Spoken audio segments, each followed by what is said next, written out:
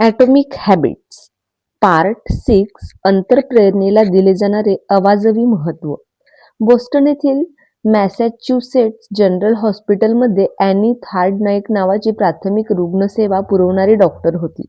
तिच्या डोक्यात एक भन्नाट कल्पना होती. तिची अशी खात्री होती की लोकांच्या इच्छाशक्तीला आव्हान, तीव्र अंतरप्रेरणा किंवा एखादी बाह्य प्रेरणा अशा कोणत्याही गोष्टीचा अवडंबर न माजवता ती हॉस्पिटलमधील सर्व प्रकारची कामे करणारे लोक, हॉस्पिटलला भेट देणारे लोक अशा हजारो लोकांच्या खाण्याच्या सवयींमध्ये सुधारणा घडवून आणू शकेल. त्यामुळे तिच्या सुधारणेच्या योजनेमध्ये लोकांना आहाराचे महत्त्व समजावून सांगणे नव्हते, त्यांच्याशी चर्चा करणेही नव्हते, इतकेच काय त्यांच्याशी काही बोलणेही नव्हते. तिच्या योजनेअंतर्गत प्रथमतः ती व तिचे सहकारी यांनी हॉस्पिटलमधील कॅफेटेरियाच्या म्हणजेच उपाहारगृहाच्या अंतर्गत रचनेचा, त्यात काही बदल करण्याच्या उद्देशाने सखोल अभ्यास केला आणि काही विशिष्ट रचनेची निवड करून त्यानुसार बदल करण्याचे ठरवले. त्यांनी सुरुवात निरनिराळी पेये ठेवण्याची जी पद्धत होती ती बदलण्यापासून केली. उपाहारगृहामधील पैसे देण्याच्या काउंटरला लागून रेफ्रिजरेटर्स होते आणि ते फक्त सोड्याच्या बाटल्यांनी भरलेले होते. नव्या योजनेनुसार त्यात सोड्याच्या बाटल्यांबरोबरच पाण्याच्या बाटल्याही ठेवण्यात आल्या. शिवाय तेथे जे अन्नपदार्थ मिळायची सोय होती तिथेही सहज दिसतील, घेता येतील अशा रीतीने पाण्याच्या बाटल्या ठेवल्या गेल्या. प्रमुख रेफ्रिजरेटर्समध्ये सोडा होताच, पण पाण्याचाही पर्याय उपलब्ध करून दिला गेला आणि जेथे जेथे कुठली ना कुठली पेये ठेवली होती त्या सर्व ठिकाणीही पाणी ठेवले गेले.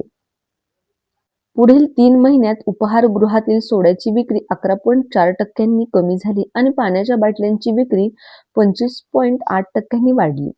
पेयांच्या बाबतीतल्या बदलाबरोबर त्यांनी उपाहारगृहातील अन्नपदार्थांच्या बाबतीतही काही सुधारणा, काही बदल केले आणि अन्नपदार्थाच्या विक्रीवरही तसेच अनुकूल परिणाम झालेले दिसून आले.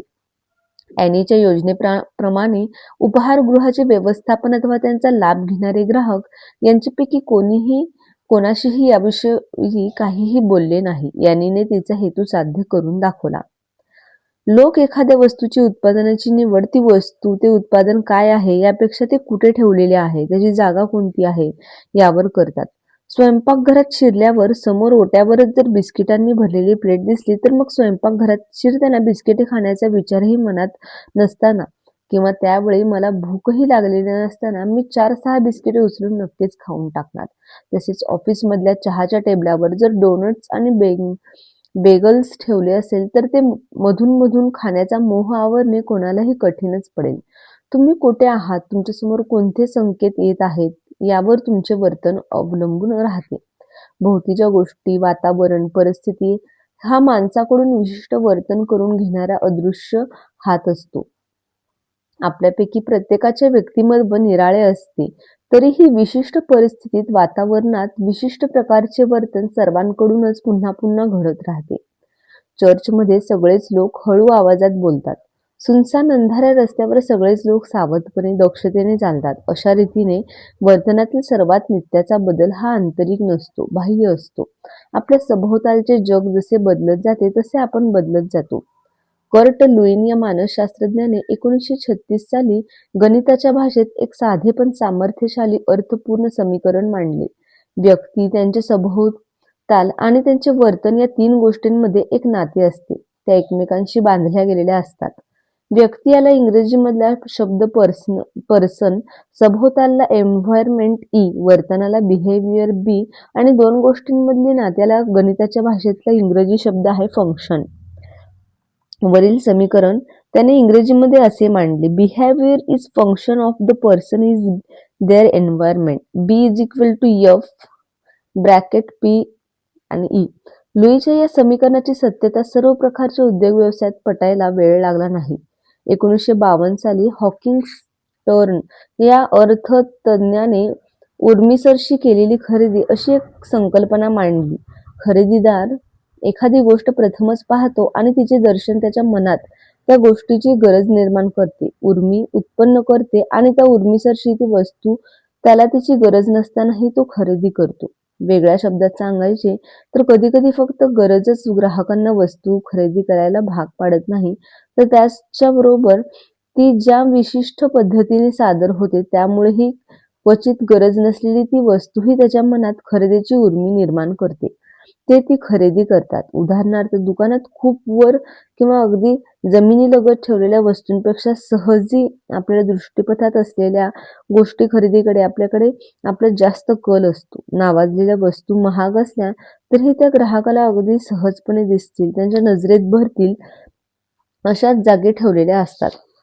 त्यामागे ग्राहकांची त्या जास्त प्रमाणात खरेदी करून दुकानदारांचा फायदा वाढवावा हाच हेतू असतो. त्यांना उपलब्ध असलेले स्वस्त किमतीचे पर्याय मात्र ग्राहकांची नजर पोहोचायला, त्यांचे हात पोहोचायला अवघड अशा जागी ठेवलेले असतात. मोठमोठ्या दुकानांमधून एका प्रकारच्या वस्तू एका शेल्फच्या लांबलचक रांगेत ठेवलेल्या असतात आणि तशा अनेक समांतर रांगा असतात. त्यांच्या काटकोनात ग्राहकांना ये जा करता यावी असे रुंद मार्ग असतात. या मार्गाच्या सर्वात जवळ जी रांगामधील शेवटचे शेल्फ असतात त्यातील वस्तू सर्वात जास्त विकल्या जातात. ती शेल्फ दुकानदाराची टांगसाळ असते. उदाहरणार्थ कोका कोला या पेयाच्या एकूण खपात्यातील 45% खप हा अशाच दुकानांमधील रुंद मार्गाच्या जवळच्या म्हणजेच रांगांमधील शेवटच्या शेल्फ्समधील बाटल्यांच्या विक्रीतून होतो. ज्या वस्तू मिळायला सोप्या असतात त्या जास्त विकल्या जातात. ज्या सेवा सहजी उपलब्ध असतात त्या अधिक प्रमाणात वापरल्या जातात. लोक बड लाईट ही बियर सर्वात जास्त पितात कारण ती प्रत्येक बारमध्ये मिळते. लोक स्टारबक्समध्ये जास्त जातात कारण ते प्रत्येक कोपऱ्यावर असते. आपण चालण्या बोलण्या वागण्यावर पूर्ण नियंत्रण असले पाहिजे असेच प्रत्येकाला मनातून प्रकर्षाने आणि निश्चितपणे वाटत असते. आपण सोडा पिण्याऐवजी पाणी प्यायचा निर्णय घेतला तो आपल्याला बदल करायचा होता म्हणून अशीच आपली खात्री असते. परंतु सत्य हे असते की आपण अशा प्रकारच्या ज्या कृती करत असतो, काही बदल करीत असतो, त्या बहुतेक वेळा सहेतुकपणे करत नसतो. त्यामागे आपला काही विशिष्ट विचारही नसतो. आपण तो स्वीकारतो कारण तो सर्वात स्पष्टपणे नजरेत भरणारा पर्याय असतो. या विश्वातील प्रत्येक सजीवाला त्याच्या भोवतीच्या जगाची जाणीव एका विशिष्ट पद्धतीने होत असते. जग ओळखण्याची त्याची पद्धतही विशिष्ट असते.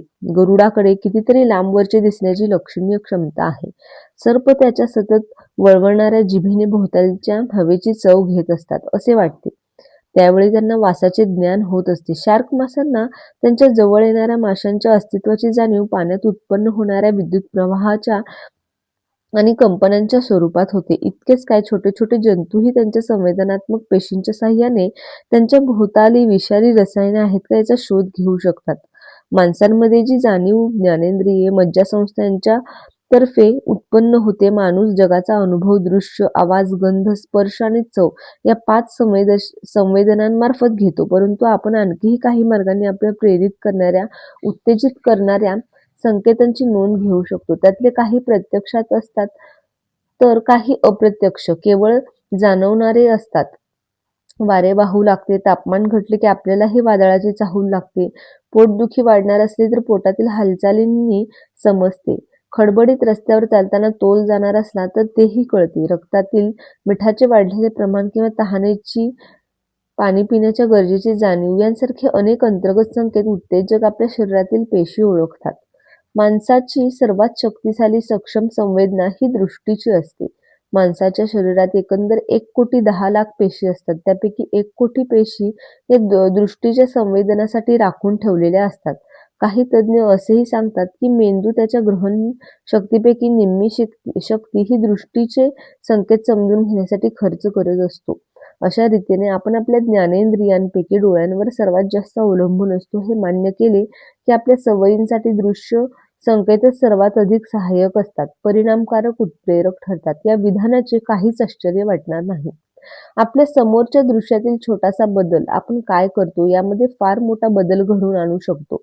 यावरून येथे स्पष्ट दृश्य परिणामकारक संकेत भरपूर आहेत आणि नजरेत भरणारे निरुपयोगी परिणामशून्य संकेत मुळीच नाहीत. अशा वातावरणात राहणे, काम करणे किती महत्वाचे आहे हे तुमच्या लक्षात आले असेलच. या संदर्भात एक चांगली गोष्ट अशी असते की तुम्ही तुमच्या सभोवतालच्या वातावरणासमोर हतबल होण्याची कसेही असले तरी ती स्वीकारण्याची आवश्यकता नसते. योग्य वातावरण निर्माण करण्याचे सामर्थ्य तुमच्यामध्ये असते. यशाला पूरक असे वातावरण कसे निर्माण करायचे? 1970 साली जगातील प्रमुख औद्योगिक देशांना तेलाचे दुर्भिक्ष व त्यामुळे ऊर्जेचा तुटवडा या 2 संकटांचा आणि त्यामुळे उद्भवलेल्या आणीबाणीचा सामना करावा लागला होता. त्या काळात डच संशोधकांनी देशातील ऊर्जेच्या वापरावर लक्ष केंद्रित केले होते. त्या अभ्यासात त्यांना असे दिसून आले की एम्स्टरडॅम या शहराच्या जवळच्या एका उपनगरात काही घरांचे मालक त्यांच्या शेजाऱ्यांपेक्षा 30% कमी वीज वापरत होते. सर्वांच्या घरांचे आकार, विजेची गरज आणि विजेचे दर सारखेच होते, तरीही फरक दिसून आला तो विजेच्या मीटर्सच्या जागेत. काहींचे मीटर्स घराच्या तळघरात बसवलेले होते, काहींचे वरच्या मजल्यावरच्या मुख्य पॅसेजमध्ये होते. तळघरातील मीटर्स नजरेआड होते. ज्यांना येता जाता मुख्य पॅसेजमध्ये मीटरवरील वीज वापराचे वाढते आकडे दिसत होते, ते लोक साहजिक विजेच्या वापरात काटकसर करीत होते आणि त्यांचे विजेचे बिल कमी येत होते. प्रत्येक सवयींची कृती ही संकेतांनी, सूचनांनी कार्यान्वित होते. त्या सूचना जितक्या जास्त स्पष्ट तितक्या अधिक लक्षवेधक असणार हे उघडच आहे. आपण ज्या वातावरणात, परिस्थितीत काम करतो ती बऱ्याच वेळा काही कृती न करण्याला पोषक ठरते, कारण त्या कृतींना आवश्यक असणाऱ्या सूचना तेथे पुरेशा स्पष्ट नसतात. आपले गिटार जेव्हा कोणत्या तरी खोलीतील कुलूपबंद कपाटात ठेवलेले असतात तेव्हा ते वाजवण्याचा सराव चुकणेच जास्त शक्य असते. पुस्तक पाहुण्यांच्या खोलीतल्या कोपऱ्यात शेल्फमध्ये ठेवलेले असते तेव्हा वाचनाची रोजची सवय पाळली जाणे अवघडच असते. व्हिटॅमिन्सच्या गोळ्यांची बाटली स्वयंपाकघराजवळच्या अन्नपदार्थ साठवणूक खोलीत असली की रोजच्या गोळ्या घेतल्या जाणे मुळीच सोपे पडत नाही. सवयीनुसार कृती घडणाऱ्या गोष्टी पुरेशा स्पष्ट नसल्या की, दृष्टीआड असल्या की त्यांच्याकडे दुर्लक्ष होणे सहज शक्य असते. त्या उलट स्पष्ट दृष्टीला सहजी दिसणाऱ्या सूचना शोधण्याने आणि त्या तशा राखण्याने हव्या त्या सवयींकडे लक्ष वेधले जाणे अधिक शक्य होते. एम्स्टरडॅमच्या स्किपोल विमानतळावरील स्वच्छता कर्मचाऱ्यांनी सर्व स्वच्छतागृहातील प्रत्येक मूत्रालयात कोणीही लघवी करण्यासाठी तेथे उभे राहिले की त्यांना सहज दिसेल अशा जागी एक सूचना लिहिलेला लहानसा कागद चिटकवला. तेथे उभे राहून लघवी करण्याला तो कागद अगदी माशी किंवा किडा वाटायचा. तो किडा हाकलला जायचा आणि तो किडा नसून कागद आहे, यावर काहीतरी लिहिले आहे आणि मग त्या कागदावरील सूचनेकडे त्यांचे आपोआप लक्ष वेधले जायचे. ती सूचना हमखास वाचली जायची. तशा विचित्र पद्धतीने दिल्या गेलेल्या आणि त्यामुळे हमखास वाचल्या गेलेल्या सूचनेमुळे मूत्रालयातील अस्वच्छता भरपूर प्रमाणात कमी झाली. त्या लहानशा पण लक्षवेधक सूचनेमुळे स्वच्छतागृहाच्या स्वच्छतेवर होणारा खर्च 8% कमी झाल्याचे दिसून आले. अशा तऱ्हेच्या सहज स्पष्ट संकेतांमधील सामर्थ्यांची प्रचिती मला स्वतःलाही आलेली आहे. मी दुकानातून सफरचंद विकत आणायचो आणि रेफ्रिजरेटरमधील फळे, भाज्या ठेवण्याच्या सर्वात खालच्या बंद कप्प्यात ठेवून द्यायचो आणि मग ती तिथे आहेत हेच विसरून जायचो. मग जेव्हा कधी आठवण व्हायची तोपर्यंत ती सफरचंद खराब झालेली असायची. ती मला कधी दिसायची नाहीत. मी ती कधी खायचो नाही. असे बऱ्याच वेळा व्हायला लागल्यावर मीच माझा विचार केला, स्वतःचाच सल्ला घेतला आणि काही बदल केले. एक काचेचा मोठा छानसा बाऊल आणला आणि जेवणाच्या टेबलाच्या मध्यभागी ठेवला. सफरचंद घेऊन आलो की ती सगळी त्या पारदर्शक बाऊलमध्ये ठेवायला सुरुवात केली. जेवणाचे टेबल सहजी दिसणारे, त्यावर मध्यभागी ठेवलेला मोठा बाऊल नजरेत भरणारा. त्यामुळे त्यात ठेवलेली सफरचंद सतत लक्ष वेधून घेऊ लागली.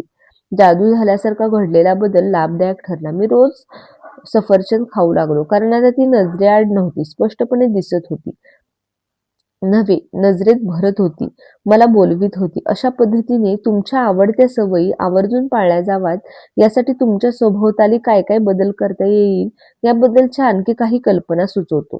तुम्हाला रोज रात्री न चुकता औषध घ्यायचे असेल तर औषधाच्या गोळ्यांची बाटली झोपण्यापूर्वी दात घासता त्या बाथरूम मधील बेसिनजवळ सहजी दिसेल अशी ठेवा. रोजच्या गिटारचा सराव चुकवायचा नसेल तर गिटार तुमच्या खोलीच्या मध्यभागी ठेवा. वेळेवर आणि न चुकता आभाराचे संदेश पाठवायचे असतील तर त्या संदेशाचे पॅड तुमच्या लिखाणाच्या टेबलावर समोरच ठेवा. दिवसभरात भरपूर पाणी पोटात जायचे हवे असेल तर रोज सकाळी काही बाटल्यांमध्ये पाणी भरा आणि त्या घरात तुमचा हमखास वावर असेल अशा ठिकाणी सहजी दिसतील अशा ठेवून द्या. तुमच्या सवयींना तुमच्या आयुष्यात महत्वाचे स्थान मिळवायला हवे असे तुम्हाला मनापासून वाटत असेल तर त्या सवयींच्या सूचक संकेतांनाही तुमच्या आजूबाजूला तितकेच महत्वाचे, स्पष्ट, लक्षवेधक असे स्थान मिळेल असे पहा. निष्ठेने, चिकाटीने, नियमितपणे पाळल्या जाणाऱ्या सवयींना सहसा अनेक संकेत असतात. धूम्रपानाच्या सवयींचेच उदाहरण घ्या. धूम्रपानाची तल्लख तल्लफ गाडी चालवताना येते, एखादा मित्र धूम्रपान करताना पाहिल्याने येते, किंवा कामाचा ताणही खिशातून सिगारेटचे पाकिट बाहेर काढायला भाग पडते. जी धूम्रपानासारख्या वाईट सवयींच्या बाबतीत घडू शकते, तसेच चांगल्या सवयींच्या बाबतीतही घडवून आणता येते. त्याचे संकेत आपल्या भोवती ठिकठिकाणी पसरून ठेवल्याने त्या सवयींची आठवण दिवसभर होत राहू शकते. त्यातलाही सर्वात चांगला संकेत सर्वात स्पष्ट असेल अशी खबरदारी घ्या. चांगल्या सवयींचे संकेत सतत समोर आजूबाजूला असले की चांगला निर्णय घेणे सहज आणि सोपे होते. आपल्या सभोवतालचे वातावरण, आजूबाजूच्या गोष्टी, त्यांची रचना हे फार महत्वाचे असते. त्याचे कारण केवळ त्या गोष्टी आपल्या आणि जगाच्या संबंधांवर मोठा परिणाम घडवतात हेच नसते, तर त्याकडे आपले फारसे लक्ष पुरवत नाही. त्यांची रचना जाणीवपूर्वक करत नाही, त्याकडे फारच क्वचित लक्ष पुरवतो, दुर्लक्षच करतो हेही असते. बहुतेक सगळेच लोक आहेत त्याच बऱ्याच वेळा इतरांची त्यांच्यासाठी निर्माण केलेल्या वातावरणात राहत असतात, परंतु तुम्ही जिथे जसे राहता, तुमचे आयुष्य जगता, तो आसमंत ते वातावरण तुम्ही तुमच्या मनाप्रमाणे बदलू शकता. सकारात्मक अनुकूल संकेत जास्त आणि स्पष्टपणे मिळतील आणि नकारात्मक प्रतिकूल संकेत टाळले जातील, दृष्टीआड राहतील, अशी रचना तुम्ही करू शकता. त्यामुळे तुमच्या जीवन रथाचे लगाम तुमच्या हाती येतात आणि तुमच्या आयुष्यावर तुमचे नियंत्रण राहते. तुम्ही तुमच्या जीवनाचे शिल्पकार बनता. तुमचे आयुष्य केवळ जगू नका, जीवनाचे उपभोक्ते होण्याबरोबरच त्याचे रचनाकारही तुम्हीच व्हा. जीवनाचे संदर्भ बनतात सवयींचे संकेत. एखादी सवय अंगात मुरत असते तेव्हा संबंधित कृती हातून घडण्यासाठी विशिष्ट संकेताची गरज पडते, परंतु काही काळानंतर ती कृती केवळ त्या एकाच संकेताशी जोडलेली न राहता तिच्याशी संबंधित असलेल्या आपल्या जीवनातील सर्व संदर्भांशी, सभोवतालच्या वातावरणाशी, परिस्थितीशी जोडली जाते. उदाहरणार्थ, मद्यपानाची सवय घ्या. बरेच लोक एकटेच बसून जेवढे मद्यपान करतात त्यापेक्षा कितीतरी जास्त मद्यपान ते त्यांची मित्रमंडळी, सहकारी यांच्या बरोबर असताना एखाद्या पार्टीत भाग घेताना मद्यपानाच्या मुरलेल्या सवयींचा संकेत एकाच विशिष्ट असा राहिलेला नसतो. आजूबाजूची परिस्थिती त्या सवयीसाठी उद्युक्त करते. पार्टीचे वातावरण जोडीला रंगेल संगीत, प्रत्येक टेबलावर ठेवलेल्या मद्याच्या बाटल्या आणि आपल्या भोवती मद्यांचा आस्वाद घेणारी, त्यांचा आनंद घेणारी, आपल्यालाही आग्रहाने पाजणारी आपली मित्रमंडळी, या सर्वच गोष्टी असल्या की साहजिकच एकटे असताना प्यायले जाते त्यापेक्षा खूपच जास्त मद्य पोटात जाते. सवयी जागांशीही जोडल्या जातात. घर, कामाची जागा, व्यायामशाळा इत्यादी. प्रत्येक जागेचा एक वा अनेक सवयींशी, आपल्या रोजच्या कार्यक्रमांशी संबंध जुळतो. ऑफिसमधल्या किंवा घराच्या तुमच्या टेबलावर ही वस्तू, स्वयंपाकघरातील ओट्यावर ठेवलेल्या, तसेच तुमच्या झोपायच्या खोलीतील गोष्टी यांच्याशी तुमचे एक नाते तयार होते. आपण काय करतो, कसे वागतो हे आपल्या सभोवतालच्या वस्तू, गोष्टी यांनी ठरत नाही, ते त्यांच्याशी आपले नाते, जे संबंध जुळलेले असतात त्यांनी ठरते. वातावरण, परिस्थिती यांचा आपल्या वागणुकीवरील परिणामांचा विचार करण्याचा हा एक फार उपयुक्त असा मार्ग आहे.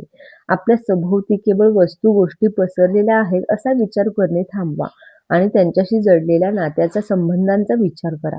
त्यांच्याशी तुमचा किती, कसा संपर्क येतो, सहवास घडतो, कोणत्या सवयींच्या निमित्ताने येतो याचा विचार करा. एक सोफा एक व्यक्तीसाठी ती रोज रात्रीच्या एका तासभराच्या पुस्तक वाचनाशी ठरलेली जागा असते, तर दुसऱ्या व्यक्तीसाठी रोज संध्याकाळी कामावरून आले की हातात आईस्क्रीमचा कप घेऊन टीव्ही बघण्याची एक जागा, एक वस्तू. परंतु निरनिराळ्या लोकांची निरनिराळी नाती असलेली, वेगवेगळी महत्व असलेली, त्यांच्या विविध सवयींशी बांधली गेलेली, आठवणींशी जोडली गेलेली.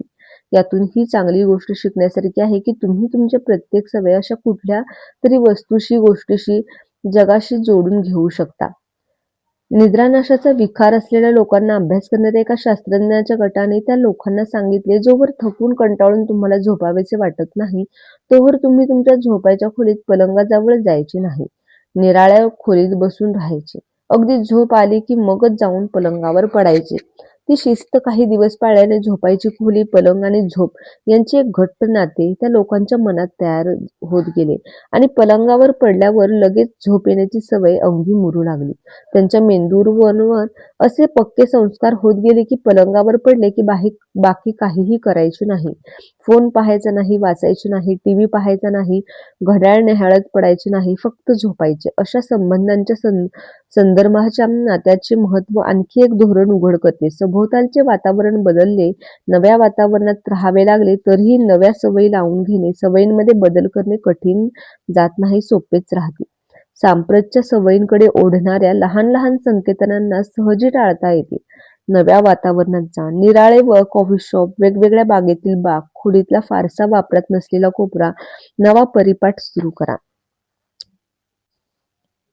आपल्या रोजच्या सवयींचे संकेत आपल्या सवयींसाठी वापरून गोंधळ वाढवण्यापेक्षा तिच्यासाठीच नवे संकेत शोधणे सोपे सोयीचे असते. तुम्हाला रोजच्या पेक्षा लवकर झोपायची सवय लावून घ्यायची असेल आणि तुम्हाला जर रात्री झोपायच्या खोलीत बसून टीव्ही पाहायची सवय असेल तर ती नवी सवय लागणे फारच कठीण पडेल. तुमच्या खोलीत बसून व्हिडिओ गेम्स खेळायची सवय असेल तर त्याच खोलीत बसून अभ्यास करण्याची नवीन सवय लावून घ्यायचे ठरवले तर तुमचे लक्ष नक्कीच अभ्यासापासून विचलित होईल. तुम्ही जेव्हा तुमच्या नेहमीच्या वातावरणातून बाहेर पडता तेव्हा तुमच्या जुन्या सवयींचे मनात जमलेले पूर्वग्रह मागे ठेवता. तुम्हाला जुन्या संकेतांचा सामना करावा लागत नाही आणि त्यामुळे नव्या सवयी अंगी मुरणे सोपे जाते. नवनिर्मितीचे सर्जनशील विचार करायचे आहेत.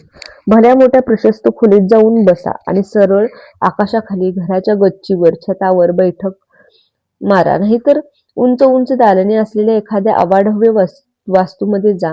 रोज जिथे ठारीव कामे करतात ज्या जागेचे तुमच्या साचेबंद विचार पद्धतीशी नाते जुळलेले आहे त्या जागेपासून दूर जा. आरोग्यकारक आहार घ्यायला सुरुवात करायची आहे. अन्न पदार्थ एखाद्या नव्या दुकानात जाऊन खरेदी करा. तुमच्या ठरलेल्या दुकानातील ठराविक अन्नपदार्थांच्या जागांशी तुमचा असलेला अतिपरिचय तुमचा उद्देश सफल होऊ देणार नाही. नव्या दुकानात तुम्हाला अन्नपदार्थांच्या जागा माहीत नसल्याने तुम्ही बरोबर आरोग्यदायक अन्नपदार्थ हुडकून काढून तेच खरेदी कराल. संपूर्ण नवे वातावरण शक्य होणार नसेल तर तुमच्या आजूबाजूच्या जागांच्या रचनेमध्ये, आत्ताच्या गोष्टींमध्ये, त्यांच्या जागांमध्ये बदल करा. कामाच्या टेबलासाठी, अभ्यासासाठी, व्यायामासाठी, करमणुकीसाठी, स्वयंपाकासाठी स्वतंत्र जागा निर्माण करा. एक जागा एक उपयोग हा मंत्र मनाला फारच उपयुक्त वाटतो. मी जेव्हा नवीन व्यवसाय सुरू केला होता तेव्हा मी बहुतेक वेळ माझ्या सोफ्यावर बसून किंवा स्वयंपाकघरातल्या टेबलावर बसून काम करायचो. संध्याकाळी काम थांबवणे मला जमायचे नाही. कामाचा वेळ आणि वैयक्तिक वेळ यामध्ये स्पष्ट अशी रेघच मारली गेलेली नव्हती. स्वयंपाकघरातले टेबल ही माझी कामाची जागा होती की जेवणाची, सोफा कामासाठी होती की आरामासाठीची जागा, जागा एक उपयोग अनेक. काही वर्षानंतर मला ऑफिससाठी स्वतंत्र खोली असलेले घर घेणे शक्य झाले. मग तिथे व्यावसायिक जीवन आणि तिथे वैयक्तिक आयुष्याची स्वच्छ विभागणी झाली. दोन्हींमध्ये स्पष्ट रेघ मारता आली. मध्येही व्यवसाय आणि व्यक्तिगत जीवन असे दोन कप्पे पडले. एक खोली बंद करून दुसरी उघडता येऊ लागली. एक जागा एक उपयोग असे करता येऊ लागले. ऑफिसच्या खोलीतच काम होऊ लागले. स्वयंपाकघरात स्वयंपाक, जेवण खाणंच होऊ लागले. शक्य असेल तितके दोन सवयींचे संदर्भ एकमेकात मिसळू देऊ नका. संदर्भाबरोबर सवयीतही गुंतता आणि सोप्या सवयी जास्त सहजपणे पाळल्या जातात. अवघड सवयी मागे राहतात. आधुनिक तंत्रज्ञानाला अगणित पैलू आहेत. हे त्याचे सामर्थ्यही आहे आणि त्यांची कमजोरीही आहे. हे तंत्रज्ञानाच्या अमर्याद आवाक्यामुळे तुम्हाला तुमचा फोन अगणित कारणांसाठी वापरता येऊ लागला आहे. ते एक शक्तिशाली साधन बनले आहे, पण त्याच्यामुळे तो धडपणे एका कामासाठी वापरला जात नाही असा दोषही निर्माण झाला आहे. तुमच्या फोनवर ऑफिसचेही काम करायचे असतात, ईमेल्स बघायचे असतात आणि त्याचबरोबर सोशल मीडियावर ऍक्टिव्ह राहायचे असते, व्हिडिओ गेम्स खेळायचे असतात आणि सवयींच्या सत्याचा सावळा गोंधळ उडतो. हे वाचताना तुम्ही मनाशी म्हणत असाल, माझा फ्लॅट स्मार्टफोनच्या आकाराचा आहे, मला त्यातल्या मोजक्या खोल्यांच्या अनेक प्रकार वापर उपयोग करावाच लागतो. मान्य, तुमची जागा लहान असेल तर जरूर तुमच्या खोलीची कामानुसार विभागणी करा. वाचनासाठी एक खुर्ची, लिखाणासाठी एक टेबल आणि जेवण खाण्यासाठी एक टेबल. तशीच विभागणी तुम्ही तुमच्या तंत्रज्ञानाशी संबंधित साधनांचीही करायला हवी. माझ्या माहितीचे एक लेखक आहेत, ते कॉम्प्युटर फक्त लिखाणासाठी वापरतात, वाचन त्यांच्या टॅबलेटवर करतात आणि फोन सोशल मीडिया आणि टेक्स्टिंग यासाठी राखून ठेवतात. प्रत्येक सवयींसाठी तिची जागा असावी लागते. हे धोरण जर तुम्ही पाळले तर संदर्भ विशिष्ट सवयींशी आणि विचार पद्धतीशी जोडला जाईल. सवयींना पोषक होईल अशा वातावरणात त्या सवयी चांगल्या जोपासल्या जातात. त्यांची रोपे आपल्या वर्तनात चांगली रुजवतात, फुलतात, फळतात. ठरलेल्या खोलीत, ठरलेल्या टेबलावर, ठरलेल्या वेळी बसले की आपोआप लिहायची स्फूर्ती येते. सवयीच्या सोप्यावर पहुडले की तन तन मनाला छान आराम मिळतो. झोपायच्या खोलीत तुमच्या बरोबर फक्त झोपच येते. तुम्हाला तुमच्या सवयी अशा रुजवून घ्यायच्या असतील तर त्यांचे पालन विनासायास व्हायला हवे असेल तर त्यांना जोपासणारे वातावरण, त्यांच्याशी छान नाते जुळलेले संदर्भ, त्यांना सहाय्यक असे वातावरण नेहमीच तसे राखले जाईल याची काळजी घ्या. प्रत्येक गोष्टीला एक विशिष्ट सहेतुकपणे ठरलेली जागा, पोषक असणारे वातावरण सभोवताली असले की अंगात मुरलेल्या सवयींचे पालन सहज आपोआप घडते आणि नव्या सवयी लागायला प्रयासही पडत नाहीत, वेळही लागत नाही. संदर्भामधील लहान लहान बदलही आपल्या वागण्यात काही काळानंतर मोठे बदल घडवू शकतात. प्रत्येक सवय ही विशिष्ट संकेताने कार्यान्वित होते. त्यातल्या सुस्पष्ट आणि वैशिष्ट्यपूर्ण संकेतांकडे आपले जास्त आणि सहजी लक्ष जाते. म्हणूनच चांगल्या सवयींचे संकेत लक्षवेधक असतील, तुमच्या भोवतालच्या वातावरणात उठून दिसतील अशी खबरदारी घ्या. हळूहळू तुमच्या सवयी केवळ एकाच संकेताशी नाही तर आजूबाजूच्या अनेक संदर्भाशी जोडल्या जातात. ते सगळे संदर्भ एकत्रितपणे संकेत बनतात. नव्या सवयी नव्या वातावरणात लावून घेणे सोपे पडते कारण तुम्हाला जुन्या संकेतांबरोबर झगडावे लागत नाही.